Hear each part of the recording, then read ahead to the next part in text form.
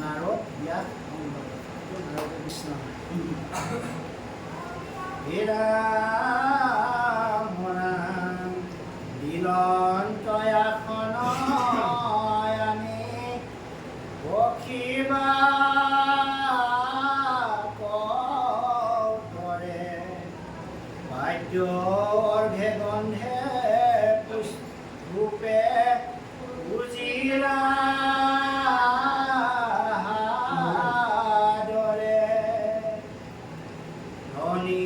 পাতে পুছিলাকো হলয়া মন নাৰদে পুছিলা পাছে ব্যাখত বচন ইৰা মাখিয়া বুলক কৰিও বিকান্ত কিবা হেতু নাহি কেতু তোমাৰ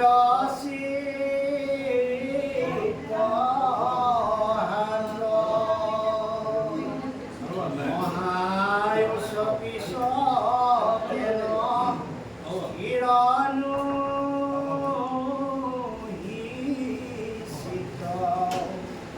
মহন্তৰু মোহিতো কিনো বিপৰীত ইৰাম চাৰিও বেদৰ কহি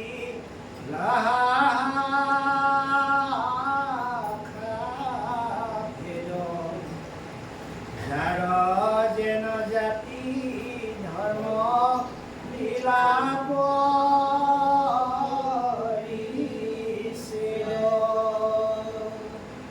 হৰিলা ভাৰতকো ৰাময় সাধক জগতক ব্যাপিলতো মাৰম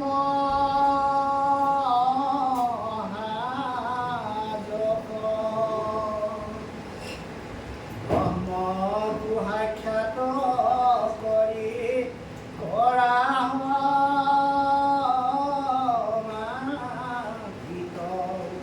তথাপি তোমাৰ কেনে অসন্তুষ্ট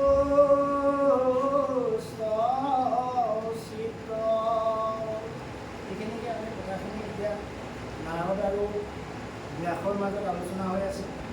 4 বেদক আপুনি ভাগ ভাগ কৰি 18 বেদ কৰিলে, যাৰ যাৰ যি জাতি ধৰ্ম আছিলে সকলোখিনি বেলেগ বেলেগকৈ ভৰাই দিলে। তাৰপাছতো কিয় আপোনাৰ এনেকুৱা হৈছে? গতিকে আপুনি ব্ৰহ্মকো সাক্ষাৎ কৰিব পাৰে সমাজে, আপুনি ইচ্ছা কৰিলে ভগৱন্তক ৰূপক আপুনি দৰ্শন কৰিব। গতিকে আপোনাৰ কিয় এনেকুৱা হৈছে বুলি সন্তুষ্ট কৰি আছে ইজনে সিজনে বৰ্তমান ব্যাসক। হে ৰাম ৰাম কহিও কৰিষি মোত ইহাৰ কাৰণ মুনি প্ৰণিপাতে ব্যাসে তুলিলা বচন যদি আমি বেদ শাস্ত্ৰত পাৰ্গত কৰুণীতে ঈশ্বৰৰ অনাকৰ মজত মহাজ্ঞানপূৰ্ণ আমি জগত প্ৰখ্যাত মুণ্ড সমাধিতে ব্ৰহ্মা আপুনি সাক্ষাৎ ব্ৰহ্মা মুণ্ড সমাধিতে ব্ৰহ্ম আপুনি সাক্ষাৎ। ব্ৰহ্মা মানে ব্ৰহ্মা যি তিনি গুণত বিভক্ত হৈছে তাৰে আৰু ব্ৰহ্ম মানে হ'ল পূৰ্ণ কৃষ্ণ।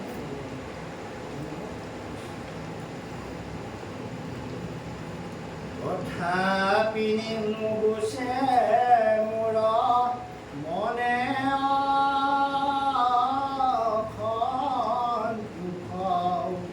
নপাওঁ বিমৰিষি কিবা কৰিয়াছো দুখ আপুনি অগাধ বুদ্ধি অংশয়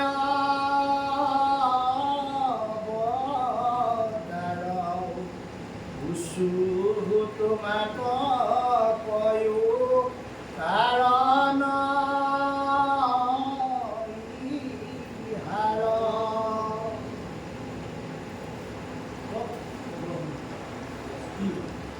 এতিয়া ব্যাসদেৱে তেওঁ যিখিনি সুবিধা অসুবিধা নাৰদৰ আগত প্ৰকাশ কৰিছিল যে মোৰ এনেকুৱা হৈছে তেনেকুৱা হৈছে, এতিয়া আপুনিয়ে কওকচোন।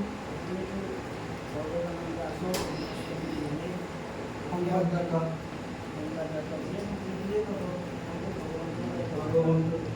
গতিকে আপুনি মোক অকণমান পৰামৰ্শ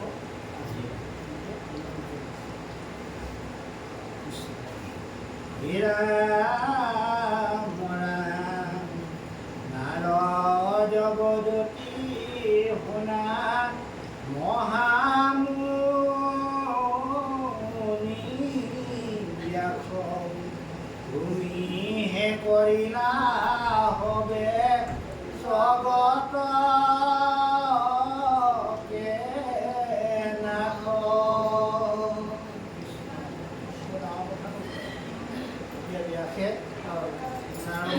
ব্যাসক কৈছে যে গোটেই তেওঁ যিখিনি মানে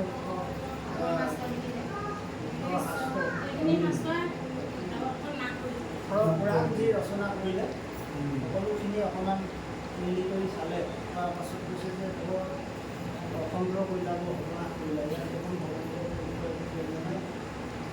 গতিকে আগম শাস্ত্ৰ যিখিনি আছিলে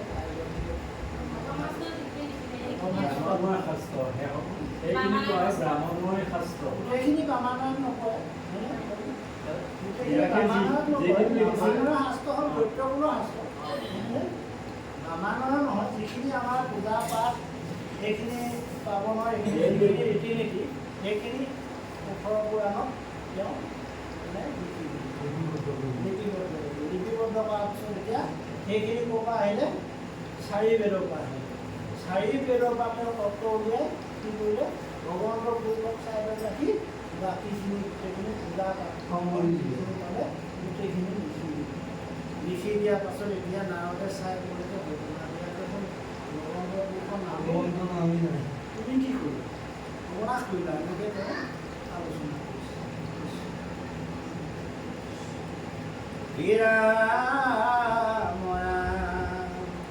নিৰন্তৰে পশুৰ তুমি প্ৰাণ নাহি মন্দ কৰ্ম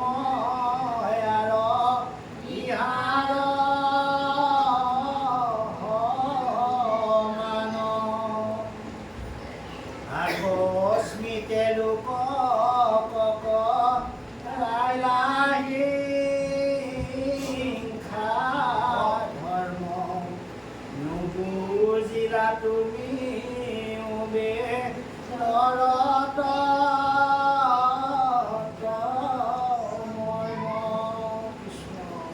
গভীৰভাৱে গৈ আছে। এতিয়া তেখেতে মহাভাৱে কৈছে যে তুমি এয়া কি কৰিলা, তুমি যিটো লিখি দিলা, লিখাৰ পৰা এতিয়া কি হ'ব? নিৰন্তৰে পশু পক্ষী তুমি প্ৰাণ যোৱাৰ ব্যৱস্থাটো কৰিবা। যেনেকৈ আমি দুৰ্গা পাঠ কৰোঁ, দুৰ্গা মাতাক ধানৰ ওপৰত কৰোঁ, সেইখিনিকে তুমি লিখি দিলা। কিন্তু এইখিনি কৰি কি হ'ব? এতিয়া এজনে আনজনক কটা মোৱা কৰি হিংসা ধৰ্ম কৰি ইয়াতকৈ আৰু বেয়া কৰ্ম, ইয়াতকৈ আৰু বেয়া কৰ্ম পৃথিৱীত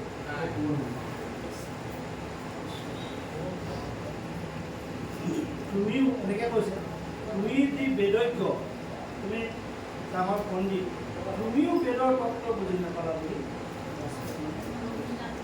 তুমিতো বুজিব লাগিছিলে। বেদৰ নাৰদে ব্যাসক কৈছে যে তুমিতো কমচে কম বুজিব লাগিছিলে, বেলেগে বা বেদৰ নগ'ল, তুমি যিজনে বেদত পণ্ডিত, যিজনে বেদ 4 বেদৰ পৰা তত্ত্ব সাৰ তত্ত্ব আনি পুৰাণ শাস্ত্ৰ ৰচনা কৰিছে, সেইদৰে কমচে কম বুজিব লাগিছিলে বুলি তেওঁক মানে বুজাইছে। আৰু এতিয়া কি ক'ব, উপায়টো নাই।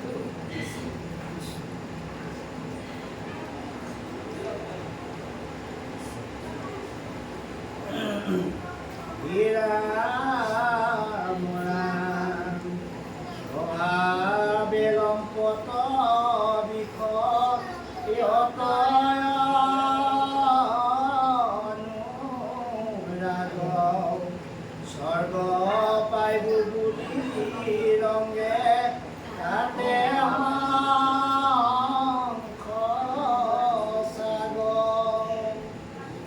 ঘৰে নানা হিংসা ধৰ্ম নানা দেৱ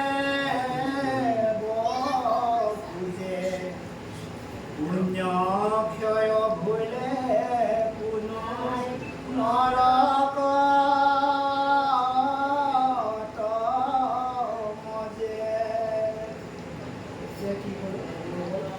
আমি স্বৰ্গ পাম বুলি শংখ ছাগলী কাটি বলি বিধান দি আমি যিখিনি পূজা পাৰ্বণ কৰোঁ, তাৰ কাৰণে সঁচাকেই স্বৰ্গ পাব। স্বৰ্গ পাওঁতে যেতিয়া আপোনাৰ স্বৰ্গত থকা পুণ্য ক্ষয় হ'ব, এয়া হ'ল অস্থায়ী। যেতিয়া পুণ্য ক্ষয় হ'ব আকৌ নৰকত আহি বহিব লাগিব বুলিহে মানে ভগৱতে প্ৰকাশ কৰিছে। যদি জ্ঞানী গণে তাক কৰে নিবাৰণ,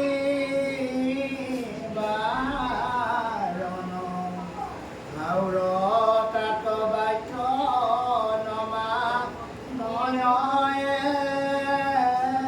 পূজন। গতিকে আমাৰ ভাগৱত ব্যাখ্যাকাৰ এজনে প্ৰকাশ কৰিছিলে, কথা মনত কৰিছে। এতিয়া যদি ধৰক পুৰাণ যি ব্যাসদেৱে লিখিলে, তাৰ ওপৰত যদি কোনোবা এজন ব্যক্তিয়ে আমি যিকোনো সৰু সুৰা আমি ধৰক তেনেকৈ কোনোবা এজন নামাচাৰ্যই হওক, কোনোবা এজন পাঠকেই হওক কয় যে এইখিনি মহাপাপযুক্ত কৰ্ম, তেতিয়াহ'লে তেখেতে কি কৰোঁ বুলি ক'লে, ব্যাসতকৈও পণ্ডিত, এনেকৈ কথা প্ৰকাশ কৰিব বুলি ভাগৱত লিখিছে। গতিকে আমি ভাগৱতে আমাক শুদ্ধ পথ দেখুৱাই বুলি আমি ভাবিছোঁ, ইমান অভিজ্ঞ নহয়। তথাপিতো ভাগৱতৰ আশ্ৰয় লোৱাটো অতীৱ প্ৰয়োজন।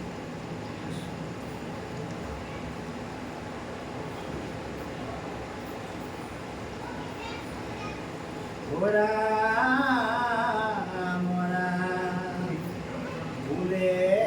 পালন কৰি বচন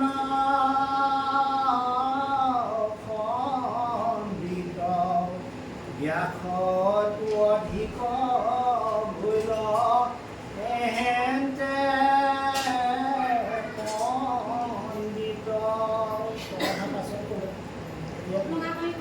তুলনা কৰি ক'ব ব্যাসত পণ্ডিত ভকতি কহিলা তুমি আনহে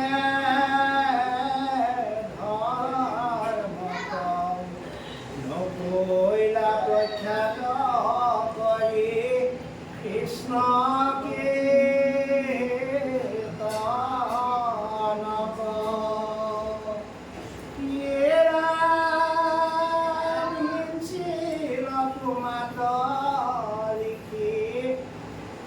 পৰম ন্যায় নাহি সুস্থ চিত্ৰ তব এহিয় ভিপ্ৰায় মূৰয় উপদেশে কৰা ভাগ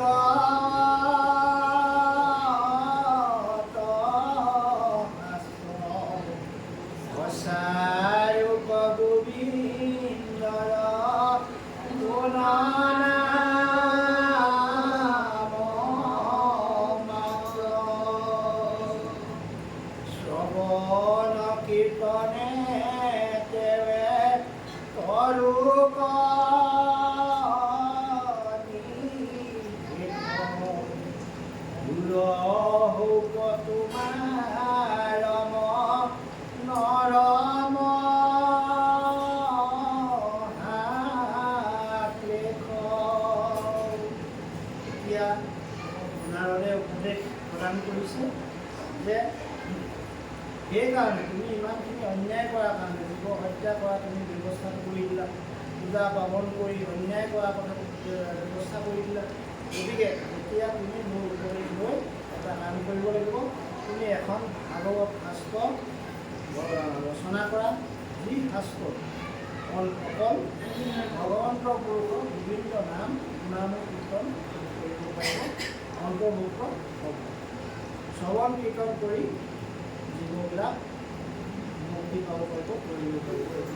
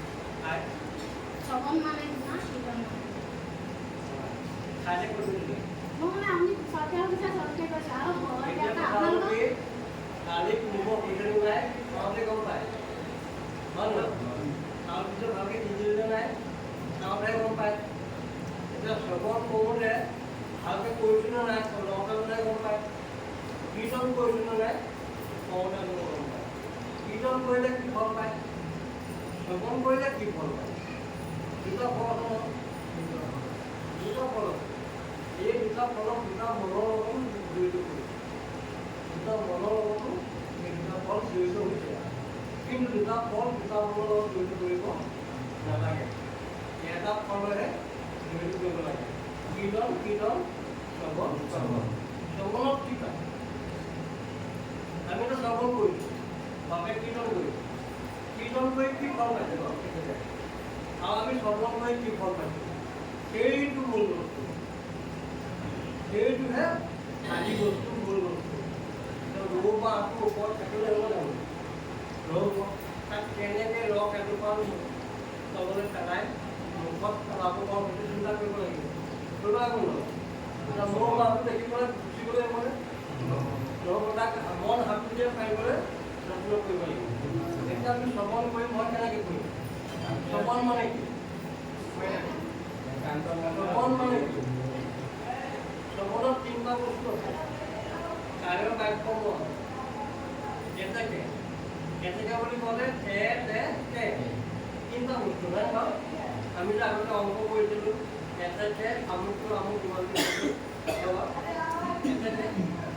সেই এটাকেটো এতিয়া বুজিব লাগিব। শ্ৰৱণত আনন্দ ৰস পায়, আমাৰ হাড় হিমজুবিলাকত শক্তি সোমায়। আৰু যিজনে কীৰ্তন কৰে তেওঁ হাড় হিমজুৰ পৰা শক্তিখিনি তাৰ শক্তি হয় গুচি যায়, তেওঁ হাড়বিলাক নুগুৰি যায় আৰু শ্ৰৱণ কৰা সকলো হাড়বিলাক ৱেট বাঢ়ি যায়। শ্ৰৱণত সেইটো আনন্দ পায়। ন যোগ আনন্দ নন্দটো দশোতা গম পালে? যিজনে আনন্দ মনেৰে আনন্দ দশোতা, এজনে আনন্দ বিলাই আনজনে আনন্দ। আৰু যিজনে কীৰ্তন কৰে সেইজনৰ বাক শক্তি খৰচ হয়, বাক শক্তিৰ একদম খৰচি আছে। আমি মনে মনে শুনি আছো, আমাৰ শক্তিখিনি জমা হৈ গৈ আছে। শ্ৰৱণত আনন্দ ৰস পায়, কিন্তু মনে মনে শুনি আছে, শুনি থাকিলে নহ'ব, অৰ্থ বুজি পাব লাগিব। এতিয়া যদি এই ভাগৱত শাস্ত্ৰত আজি দুজনৰ লোকে বন্তি প্ৰজ্বলন কৰিছে, বন্তি প্ৰজ্বলন কৰি যদি তেওঁলোক গুচি যায় তেতিয়াহ'লে তেওঁলোকে একো ফল নল'ব। যদি ভাগৱতত একেষাৰ কথা নকয়, কৃষ্ণই কৈছে যে কায়ৰ বাক্য মনে যদি মোৰ কথা অনুসৰণ নকৰে তেওঁ বন্তি গছে কোনো কামত নাহে। কেনেকৈ আহিব? শ্ৰৱণ কৰিব লাগিব। শ্ৰৱণত এতিয়া দেওপাল ব্যাসৰ মূৰটো আঁঠু দুটাৰ মাজত সোমাই গ'ল। চাওকচোন কিমান কষ্ট। আপুনি বহি পেলাই এনেকৈ বহি পেলাই মূৰটো ইয়াত সোমাই দিয়কচোন, কেনেকুৱা লাগিব বাৰু? নোৱাৰো আমি কিন্তু এইবাৰ যে আকৌ মূৰটো সোমাই গ'ল নাই তেওঁ বিকাৰগ্ৰস্ত হৈ গ'ল একেবাৰে এনেকুৱা হৈছে তেওঁ মূৰটো সোমাই গ'ল সোমাই গৈ চিন্তা কৰি আছে সেইটো কাৰণে নাৱত আহিছে বইলা হাত ধৰি কিনে আমি অপদাৰ পাঁচজন দেৱতাৰ নাম লৈ আহিছে নাৰদে আমি লওঁ নাপাওঁ নলওঁ আমি ইয়াত থাকিও চিন্তা কৰিলোঁ কি চিন্তা কৰোঁ ইয়াৰ পৰা কেনেকৈ সোনকালে যাব পাৰোঁ কেনেকৈ খাই বৈ সোনকালে গুচি যাব পাৰোঁ কিন্তু ঈশ্বৰৰ নাম খাই আমি যে প্ৰকৃততে হৃদয়ত সোমাই ল'ব লাগে সেই কথাটো আমাৰ চিন্তা নাথাকে এই 60,000 ইতি লৈ সোনকালে যাব লাগে 60,000 আছিল ন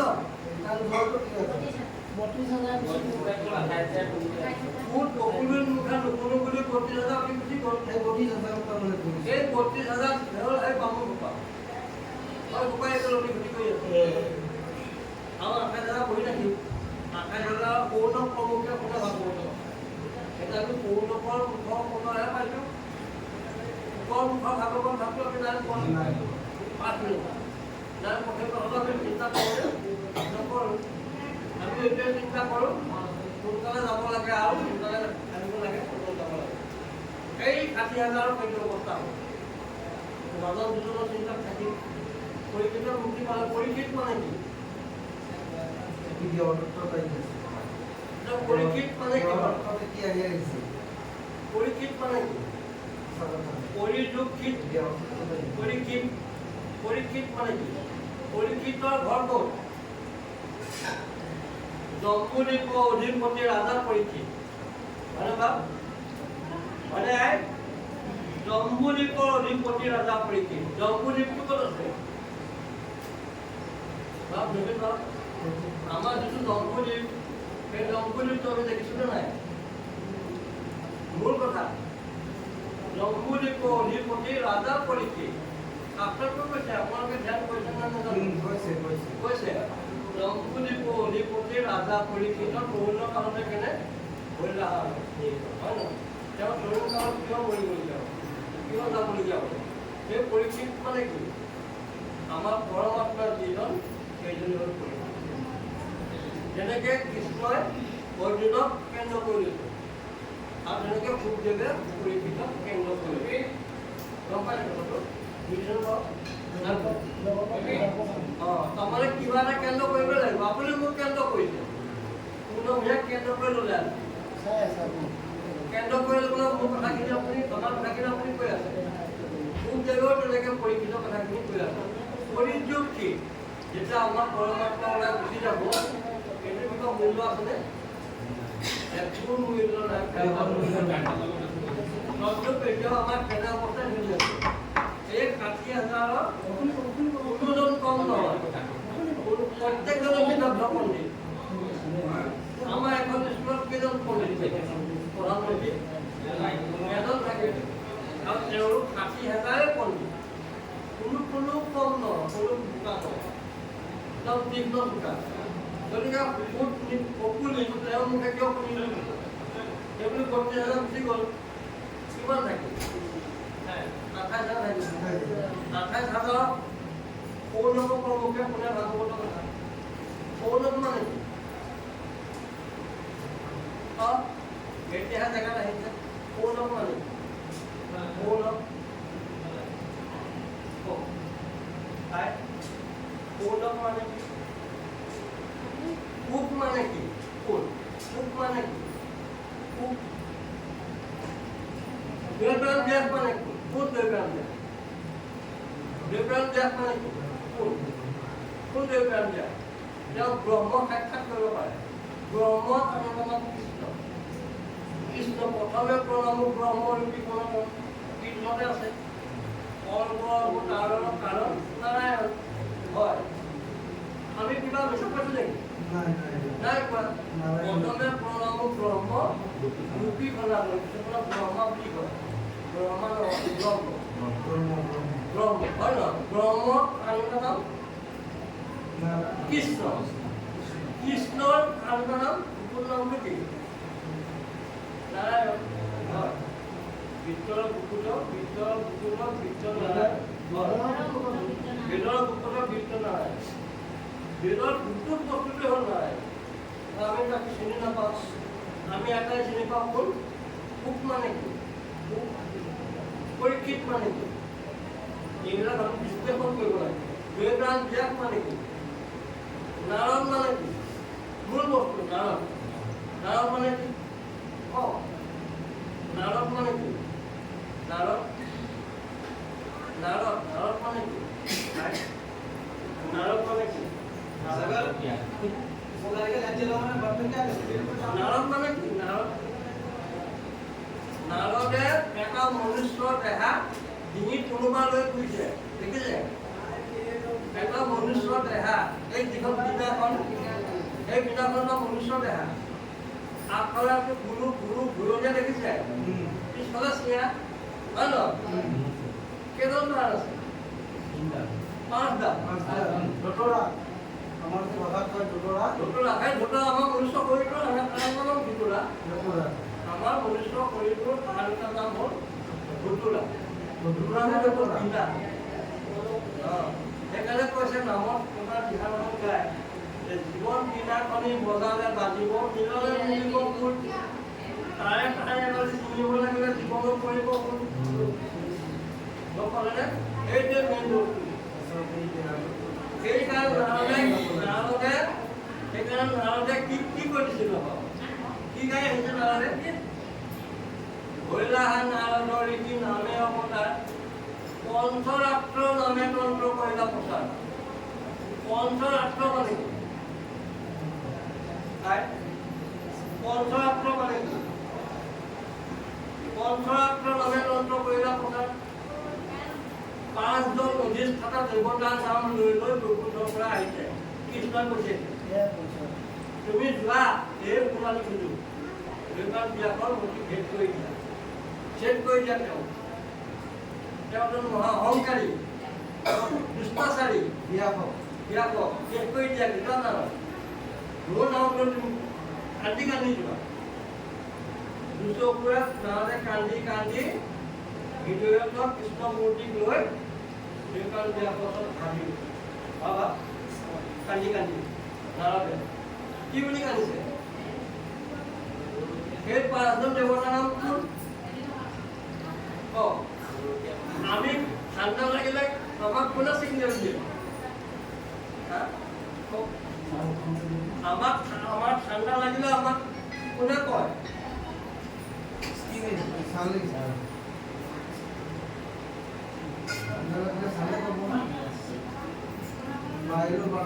আমাৰ যদি ঠাণ্ডা লাগে চিগনেলটো কোনে দিয়ে? আমাৰ বিবেকে ক'ব। চাওক, ইয়াত আপুনি কৈছে চালে দিয়ে, সেইখিনি কৈছে বিবেকে দিয়ে। ইয়াত দুজনৰ দুটা মত হ'লনে? হ'ল। আচলতে শুদ্ধ কোনটো? চালে ঠাণ্ডা গৰম চিগনেল। ঠাণ্ডা লাগিছে কলা পিন্ধিছো, গৰম লাগিছে সোনকালে পিন্ধিছো। আচ্ছা, খিতি অফ তেজ মূৰত বম। 5জন দেৱতাৰ নাম যে লৈ আহিছে নাৰদে, এই 5জন দেৱতাৰ নামটো আমি কৈছো। খিতি অফ তেজ মূৰত বম। খিতি মানে ছাল, অফ মানে পানী, তেজ মানে তেজ, মূৰত মানে মাংস, বোম মানে হাত। এই 5টা বস্তুক নাৰদে সদায় সেৱা কৰি থাকে। এই সেৱা কৰা আইগৰাকীৰ নাম কি? আমাক চলাই থকা শৰীৰটো চলাই থকা আইগৰাকীৰ নাম কি?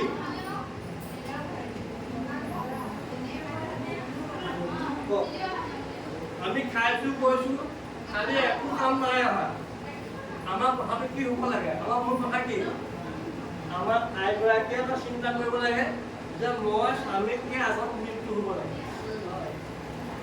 মই স্বামীতকৈ যদি আগত মৃত্যু হ'ব পাৰোঁ, তেতিয়াহ'লে মই স্বামীক দিন গ'লে মোক ফুলৰ জন্ম পাৰোঁ নহয়।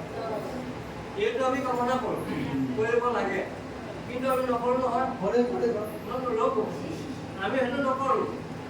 সেই নকৰা জনীৰ নাম হ'ল সীতা আৰু যিজনীয়ে কৰে সেইজনী হ'ল দ্ৰৌপদী যিজনীয়ে নকৰে সেইজনীৰ নাম হ'ল সীতা আৰু যিজনীয়ে কৰে সেইজনীৰ নাম হ'ল দ্ৰৌপদী দ্ৰৌপদী গিৰিয়েক কেইটা পাঁচজন নহয়নে বেচা বুলি নকয় নহয়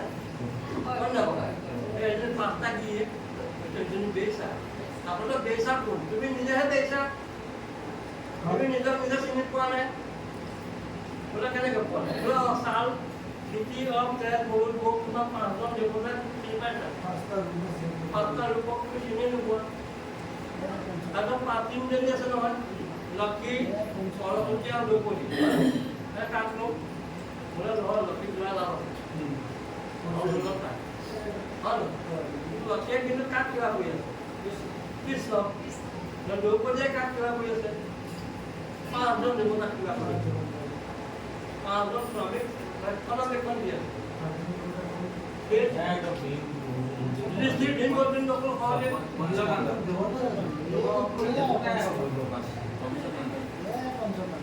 এই পঞ্চপাণ্ডৱ নাৰদে তাকেই গাই আহিছে কাৰ ওচৰলৈ গাই আহিছে দৈৱৰ দেৱৰ ওচৰলৈ গাই আহিছে কিয় গাই আহিছে হৃদয়ত কৃষ্ণমূৰ্তি চকুত চকু পানী আৰু বিনা কৃষ্ণৰ ধ্বনি আৰু হাতত ৰাম নাম দেখিছে সেইটো ৰাম নাম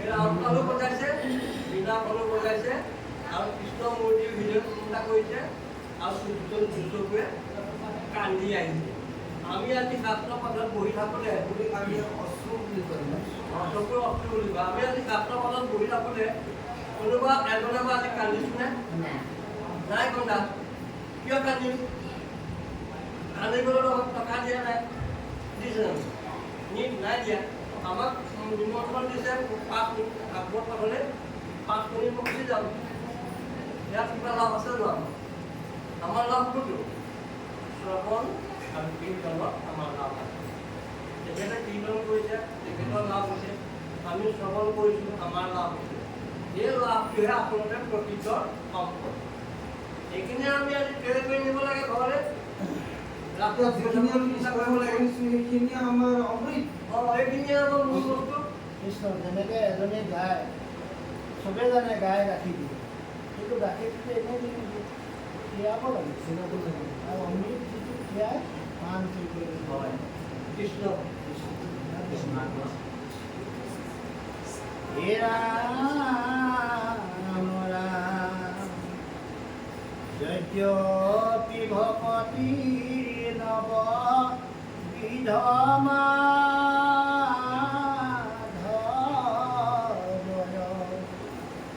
শ্ৰৱণ কীৰ্তন তাতো হৈছে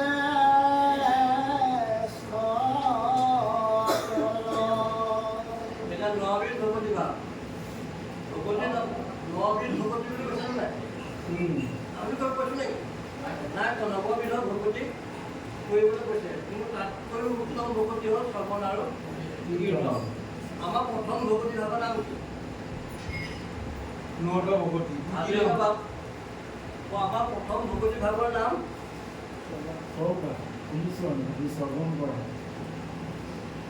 আমাৰ প্ৰথম ভগৱতী ভাৱৰ নাম হ'ল অৰ্পণ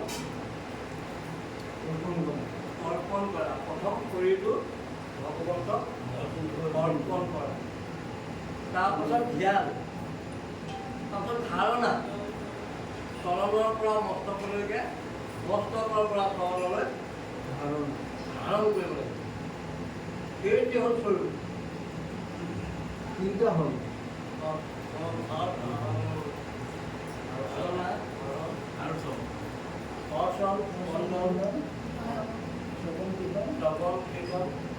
এনেকৈ আপোনাৰ নৱবিধ এই নৱবিধত 9জনী ছোৱালীৰ লগত কিমান আছিল নৱবিধত 9 পালোঁ এই 9জনী ছোৱালী কাৰ জন্ম কাৰ হৈছিল জন্ম তৃতীয় স্কন্ধত আপোনাৰ কপিল দেৱহতী আপোনালোকে পাইছে আখ্যান ভাগ জীৱ তামসিক গতি বৰ্ণনা পাইছে নাই কদম্ব ঋষি গৈৰস দেৱহতীৰ 9গৰাকী ছোৱালী জন্ম হৈছিল সেই 9গৰাকী ছোৱালী জন্ম হোৱা সেই 9গৰাকী কোনে বিয়া কৰালে? মূল পুথি এজন নামৰ আচাৰ্য। নামৰ আচাৰ্যই কয় 9 আচাৰ্য। নামৰ আচাৰ্য হ'ল 9 আচাৰ্য। তেওঁ 9গৰাকীক বিয়া কৰালে। বিয়া কৰাই লোৱাৰ পিছত তেওঁ শৰীৰৰ পৰা 12টা শক্তি নাইকিয়া হৈ গ'ল। ত্যাগ কৰি দিছে 12টা শক্তি। প্ৰথমতে ত্যাগ কৰিছে কি? কাম, ক্ৰোধ, লোভ, মোহ। তেওঁ নামলৈ গৈছে, ভিতৰলৈ খাবলৈ নিলেও নিছে, নিনিলেও নাই, আপত্তি নাই। কাম, ক্ৰোধ, লোভ, মোহ তেওঁ তেওঁ মান সন্মান অপমান একো বুজি নাপায়। তেওঁ মান সন্মান বুজি নাপায়। তেওঁ দিলে নিদিলে, খালে নাখালে সেইটোও বুজি নাপায়। তেওঁ কি বুজি পালে? তেওঁ এটাই বুজি পাইছে যে ভগৱানৰ চৰণৰ পৰা মস্তকলৈ, মস্তকৰ পৰা চৰণলৈ ধ্যান কৰিব। তেতিয়া কি হ'ব? কায় বাক্য মন এক হৈ যাব। কায়ত কোন? ৰাজা হৰিচন্দ্ৰ। ৰাজা হৰিচন্দ্ৰই তিৰোতাও বিক্ৰী কৰিছিল আৰু নিজেও বিক্ৰী হৈছিল চাণ্ডালত। হয়, তেওঁ বাক্যত অজামিল আৰু মনত গজেন্দ্ৰ হাতী। সেই গহাকাৰ গজেন্দ্ৰ যুদ্ধখনত কুন্তে মেলাই পদ্মপুত্ৰৰ ওপৰত তুলি গজেন্দ্ৰে শৰণলৈ যা আত্মনা কৰিলে। আমি এতিয়া গজেন্দ্ৰ হৈহে আছো। আপুনিও নাই, আমি এতিয়া গজেন্দ্ৰ একদম যেনি যাম খৰি খাল মাৰি ভাঙি চিঙি যাম আৰু যেনি নাযাওঁৱেই। আৰু মন যাব ইজনীকো জোকাম, সিজনীকো জোকাম, কোনজনীক বিয়া পাব ঠিক নাই। হয় ন? কোনজনীক সময়ত যিজনীৰ মেইন আগত যিটো গোন্ধ থাকে, যিটো গোন্ধ শক্তি পাম, সেইজনীকহে বিয়া কৰাম। যাকে তাকে বিয়া নকৰাম। সেই গোন্ধটো পাব লাগিব। তেতিয়াহে সেই মদাহীজনে বিয়া কৰাব। এইটো ভুল মদাহী। কৃষ্ণ কৃষ্ণ আমাৰ বাপজনো আছে। হেৰিয়লৈ অকণমান আগবঢ়াই তেখেতৰ হৰ্ষণ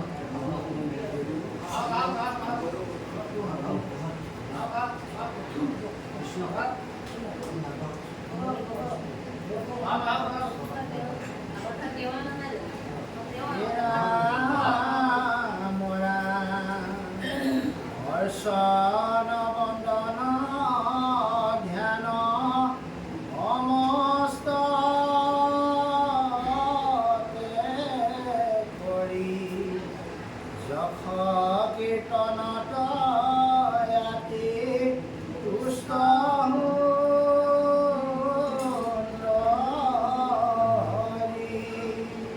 বৰ্তন আৰু বন্ধন দেখিছেনে?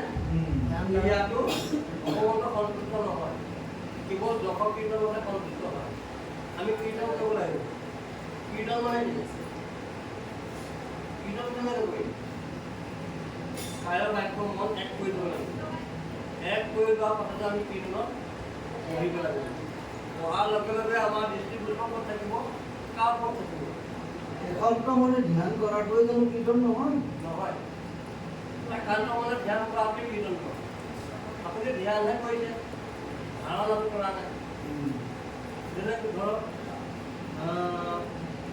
গুৰুদেৱ নাম ভকত, হয় নহয়? কয় নহয় গুৰুদেৱ নাম আৰু ভকত। গুৰু মানে কি? গুৰু কোন? আমাৰ শংকৰদেৱ গুৰু। তেতিয়াহ'লে আমি কোনে নগৈ গুৰুৰ হাতত কি কি আছে? শংকৰ চক্ৰ গদা পদ্ম। শংকৰ গুৰু, শংকৰ গুৰু চক্ৰদেৱ নাম গদা ভকতপদম গুৰু। আমি তেওঁলোকক স্মৰণ কৰিব লাগিব। আমিতো নকৰোঁ, সময় নাই।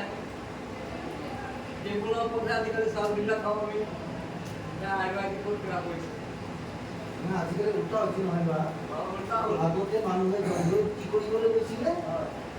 কি কৰিবলৈ গৈছিলে জংঘলত?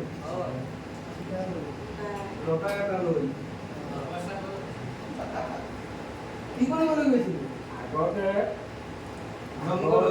খাইছিলে ঘৰত, হৈছিলে জংঘলত। খাই বাহিৰত, হয় ঘৰত। কৃষ্ণ কৃষ্ণ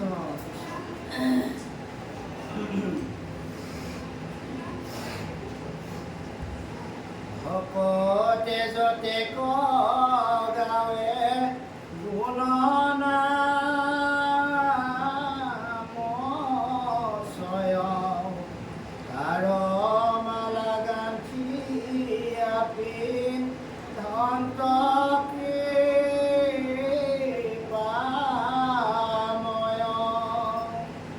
হেন জানি ব্যাখৰিষি তুমি সৰ্বজান নিৰ্মীয়ুকহাস্ত্ৰ কৃষ্ণ চৰিত্ৰ প্ৰধান যিটো বাক্যে নাহি নাম কৃষ্ণৰ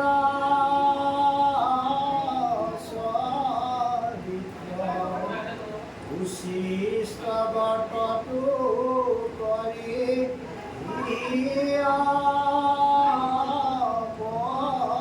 পবিত্ৰ কৃষ্ণ অলপ দূৰলৈ হওকচোন,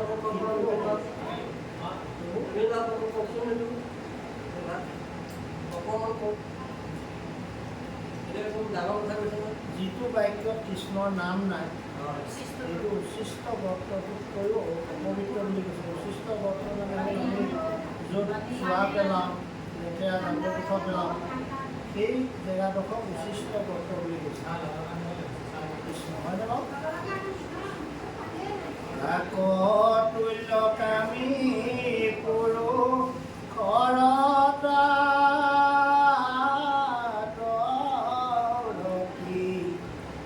ভকতৰ নাহি তাত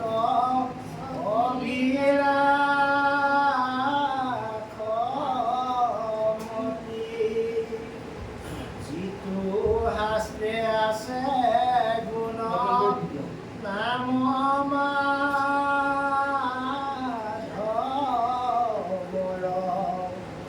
সিটো বাক্যে হৰে পাপ জন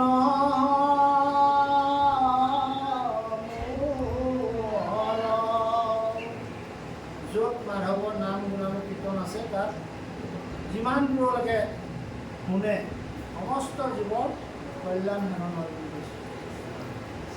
নহয়নে প্ৰভু? ভকতিবিহীন জ্ঞান কৰ্ম ব্যৰ্থ কহিলো স্বৰূপে বেদান্তৰত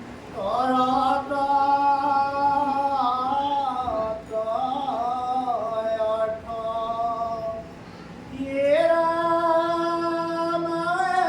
অনাদৰি জ্ঞান স্বধৰ্ম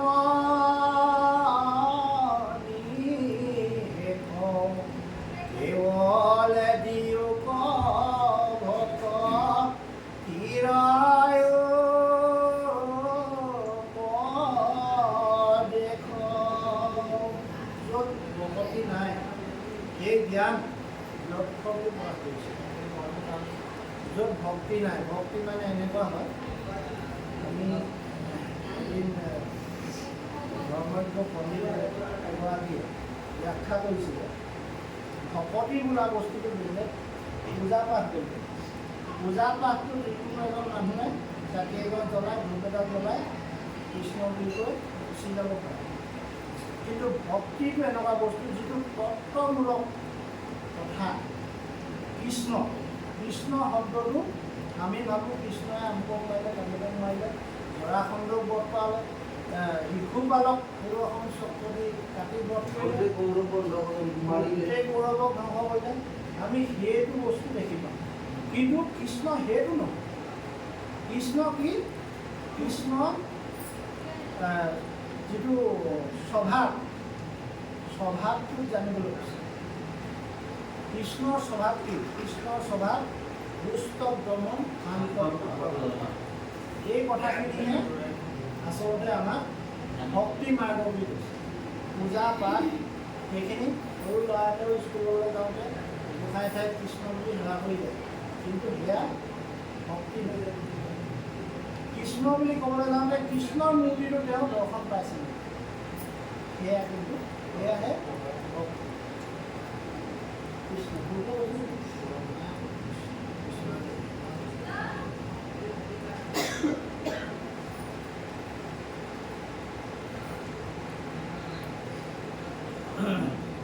বাপ চেক কৰিছোঁ নাই পোৱা।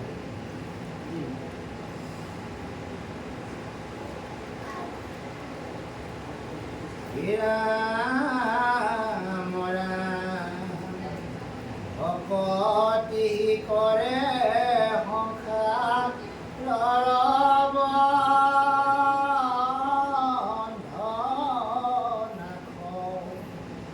ভকতিৰ প্ৰভাৱ বহু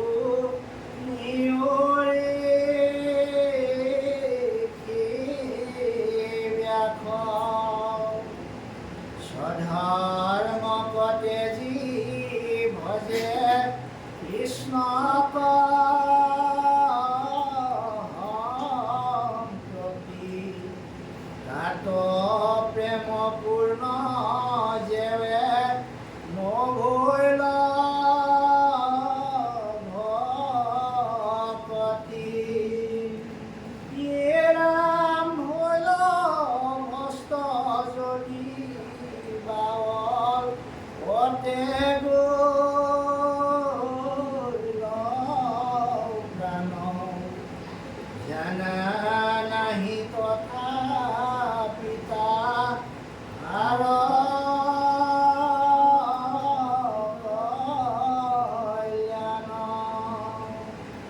বুদ্ধ বাহু কৰি হেৰা বৰুৱা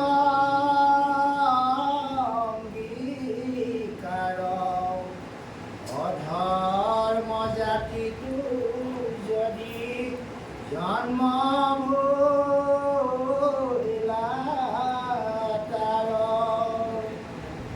জ্ঞানীটো কৰ্মীটো কৰি তথাপি অধিক দেৱৰো বন্দনী সিটো ভকতি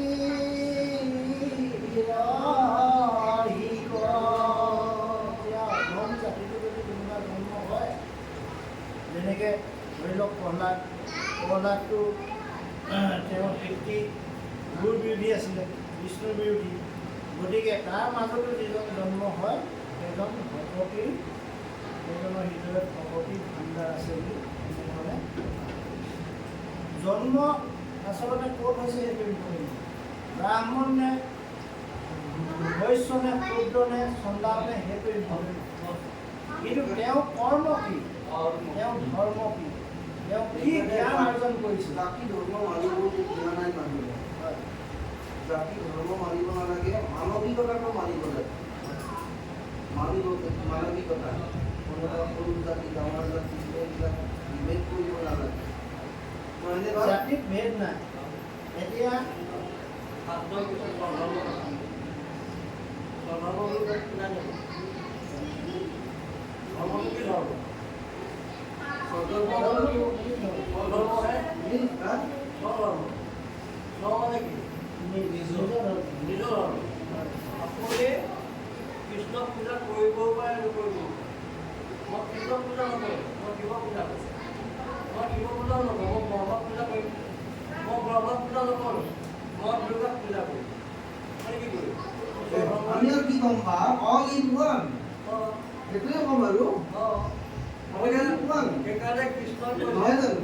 তোমাৰ আমি ধৰ্মটো 31 দিনত কাকো পূজা কৰি থাকোঁ। তোমাৰ ধৰ্মটো চব ধৰ্ম, নিজৰ ধৰ্ম। All in one. নাৰায়ণ এতিয়া ধৰ্মটো নিজৰ ধৰ্ম, হয় নহয়? আমি নিজৰ ধৰ্মত আমাৰ নিজৰ কথাখিনি আমি মানিলোঁ। আপুনি যদি কৃষ্ণ পূজা কৰি থাকে, আইগৰাকীয়ে যদি শিৱ পূজা কৰে, লাগিলে নহয় কৰিব পাৰে। কম কৰিব পাৰে।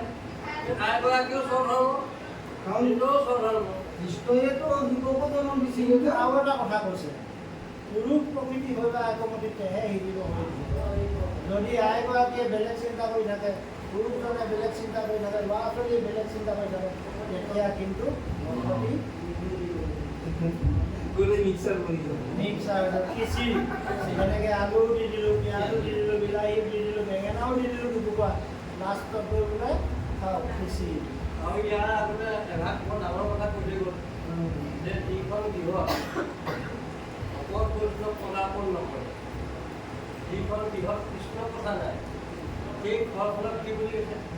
বিশিষ্ট ব্ৰত দিলোঁ, উচিষ্ট বৰ্তটো কৰি কি অপবিত্ৰ বুলি কৈছে? তাতকৈও বেয়া বুলি কৈছে। উচিষ্ট বৰ্ত মানে কি? আমি খাই এৰা যিখিনি এৰা আমি য'ত পেলাওঁ, সেইবিলাক গাত আপুনি গা বুলি কোৱা হয়। সেই গাঁতখন কুকুৰ মেকুৰীও যায়, কিন্তু তেওঁলোকৰ ঘৰলৈ কুকুৰ মেকুৰী যায়। কিমান তেওঁ তাৰমানে এইটো বুজা দেখি, এইটো বুজাইছে নেকি? মানে মই তাৰমানে কৃষ্ণ কৃষ্ণ কৃষ্ণ কৃষ্ণ বুলি কৈ মানে ঘৰত উচ্চাৰণ কৰি থাকিব লাগে। নহয়, হাতে আপুনি কৰক কাম, মুখে লওক ৰাম নাম। হাতে কীৰ্তন মুখে ৰাম নাম। আপোনাৰ নাম নাম লৈ যাতে কি হয়? আপোনাৰ আপুনি বৈৰাগী হ'বলৈ কোৱা নাই। ধৰ্মই ধৰ্ম।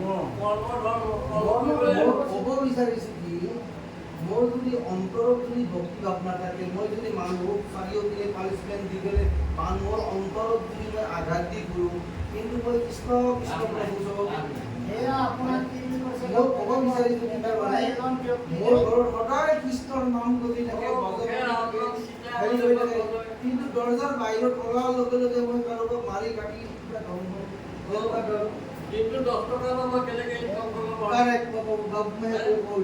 সেইটো চিন্তাহে থকা নাই।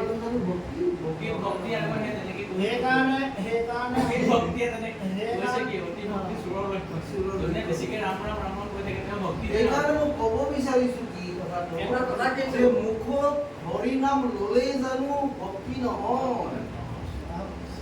অন্তৰ উদ্ধ হ'ব লাগিছে, অন্তৰেৰে বিচাৰি পাব লাগে। ভকত কিন্তু চুৰ হ'ব লাগিব। যদি ভকত চুৰ নহ'ল কাম নাই। যদিহে ভক্তই হৰি নামো নলয়, তেতিয়াও পাপ নহয়। মোৰ লোকে কৈছোঁ মুখত যদি কষ্টৰ নামো নাহে, তথাপিও পাপ নহয়। চুৰ কৰিলেহে কাম থাকিব। এশজনে যাতে তাক ভাল মানুহ বুলি কয়, আমি সেইটোৱে জানো দেশত ধাৰ্মিক।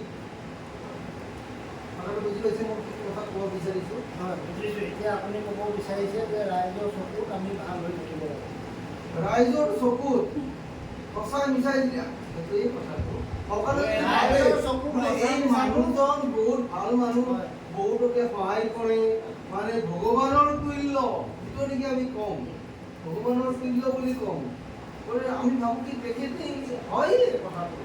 সেই কথাষাৰে অলপ আগতে জনাই নজনাই আগত ব্যাখ্যাত আমি এটা উদাহৰণ দিছিলোঁ। ঠিক আপোনাক কোৱা কথাষাৰ হয়তো অকণমান আমাৰ নিশ্চয় হৈছে সেই কথাষাৰ লগত। যেনেকৈ নকুলে ঘূৰি আহি অকণমান চোৱা চিতা কৰি ঘূৰি আহি নকুলে কৈছিলে যে দাদা মই এটা বস্তু দেখিলোঁ, চব ঠিকেই আছে, এটা বস্তু দেখিলোঁ, গাই গৰু এজনীয়ে নিজৰ পোৱালিটো চেলেকি মানে হাড়বিলাকে চেলেকিছে, উলিয়াই দিছে, ইমান মৰম কৰিছে। এতিয়া আপোনাৰ কথাষাৰ সেই তেনেকুৱা ধৰণৰ উদ্দেশ্য প্ৰকাশ কৰিছে যে মৰম কৰিব। কি মৰম কৰিব? দেখাত মৰম কৰিব। ভিতৰি কি হ'ব? এই কোচা পিন্ধা কৰি দিছে যে ইয়াক এইটো কৰিব লাগে, তাক সেইটো কৰিব লাগে, মইহে ধনী হওঁ। সেইটো ক'ব বিচৰা নাই আচলতে। এতিয়া ধৰক আপোনাৰ এইখিনি মই দুটা কথা ক'লোঁ বাৰু, মই দুটা কথা ক'লোঁ। এটা ক'লোঁ ঘৰত কৃষ্ণ ভজন চলে, ভগৱানৰ ভজন চলে, বাহিৰত যাই পেলাই চুৰ কৰে। আৰু এটা হ'ল ঘৰত ভজন নচলে, কৃষ্ণৰ নাম নচলে, পূজাও নচলে, কিন্তু বাহিৰত সি বহুতকে সহায় কৰি ফুৰে। কোনোবা বিপদত পৰিছে সহায় কৰি ফুৰে। মানে মই ক'ব বিচাৰিছোঁ কোনজন ভক্তি হয়, এতিয়া চাওক। ভক্ত কোনজন? এতিয়া এনেকুৱা কাহিনী এটা আছিলে, কাহিনী এটা আছিলে। নাস্তিক হ'ব তেখেত, কাৰণ তেখেতে ভগৱানৰ নাম ললে, কিন্তু তেখেতে তাৰ যোগেদি কাৰোবাক সকলোক হেল্প কৰে।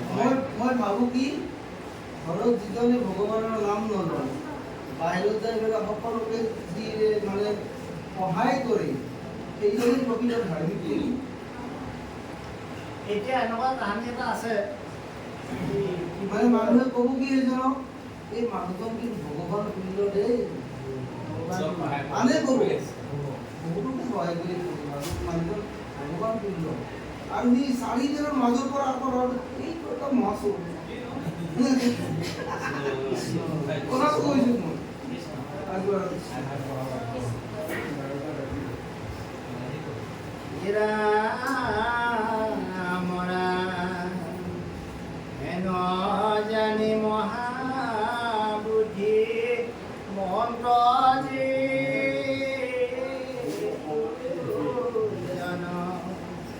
ভগতিৰ অৰ্থে মাত্ৰ স্বৰূপ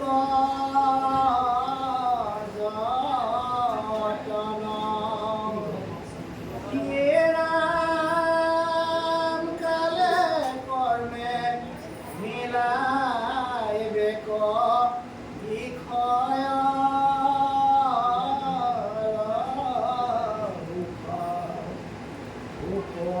দেখিলো কৃষ্ণ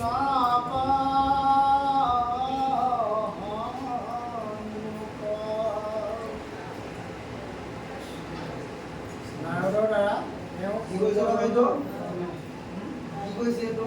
আপুনি কোৱা কথাটো কৈছে এতিয়া হেন জানি মহাবুদ্ধি মন্ত্ৰ যিটো জন ভকতিৰ অৰ্থে মাত্ৰ স্বৰূপ যতন যিজন বুদ্ধিমতী সেইজনে ভকতিৰ ভাৱে লাভৱান হ'বৰ কাৰণে যত্ন কৰে আৰু অন্য কথাত কৈছে কালে কৰ্মে মিলাই বেক বিষয়ৰ সুখ উপদেশী লোকসৌক কৃষ্ণ কহন কালে মানে সময়ে কৰ্মই কি কয় বিষয়ৰ সুখ মিলাই দিয়ে আৰু উপদেশী হওক কৃষ্ণৰ সন্মুখ মানে কৃষ্ণৰ ফালেহে উপদেশমূলক যিকোনো দিহা পৰামৰ্শ দিয়ক আৰু কৃষ্ণৰ ফালেহে ভগৱান হোৱা চিন্তা কৰে